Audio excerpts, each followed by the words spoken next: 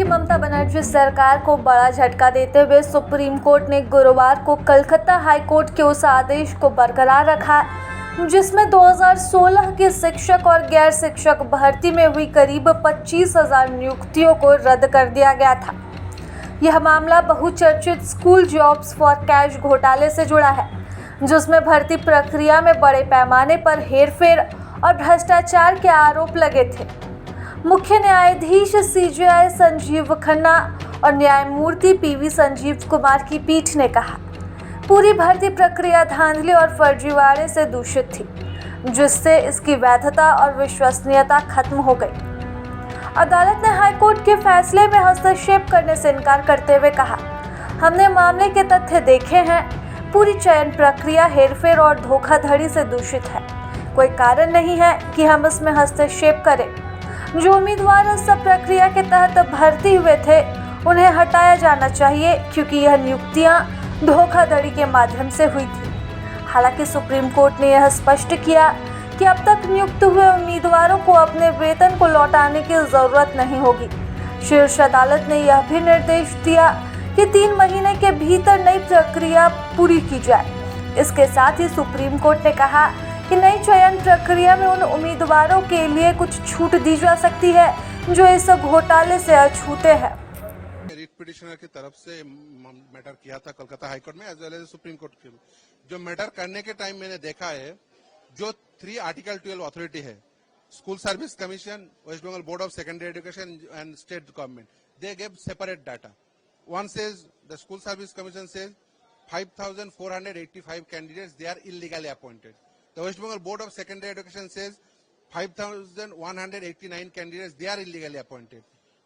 In contrary, the state government says 4,327 candidates they are illegally appointed. So there is data mismatch, and not only that data mismatch, there is no such OMR sheet, neither the physical copy nor even the mirror image is kept in the School Service Commission server or in their office. So it is not possible after assessment to identify the actual untainted candidate. So untainted candidate and tainted candidate is non-separable. So that for that reason the whole selection process, the entire selection process is cancelled by the High Court, and later on today it is upheld by the Supreme Court. And the candidate who got employment due to her cancer, the one Shoma Das, her service will continue.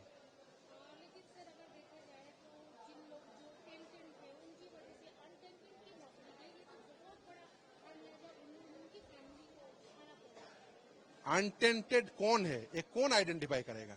SSC को identify करना चाहिए था, board को identify करना चाहिए था, and state government को identify करना चाहिए था। मगर ये जो 3 आर्टिकल 12 अथॉरिटी है, वो आइडेंटिफाई करने से वो नहीं कर पाया। इसीलिए उन लोगों की खामी से जो अनटेंटेड है, कोई ना कोई तो है untainted, no doubt about it, मगर उसको आइडेंटिफाई कैसे करेंगे? उसको आइडेंटिफाई करने के लिए तो ओएमआर शीट का जो फिजिकल कॉपी वो रहना चाहिए था। There is no such physical copy.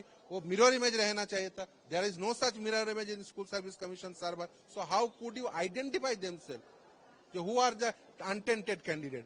ये impossible हो गया। तो for that reason the entire selection process is cancelled.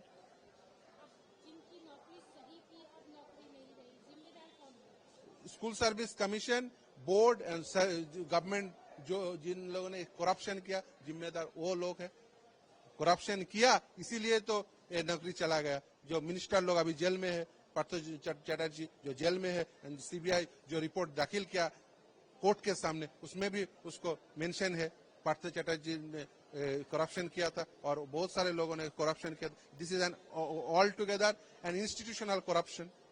The whole institution is responsible for that. The School Service Commission, Board and the state government, they are responsible for that.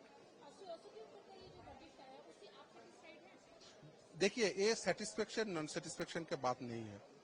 ये selection process must be in accordance with प्रभातखबर.com, विश्वास वही, रफ्तार नहीं।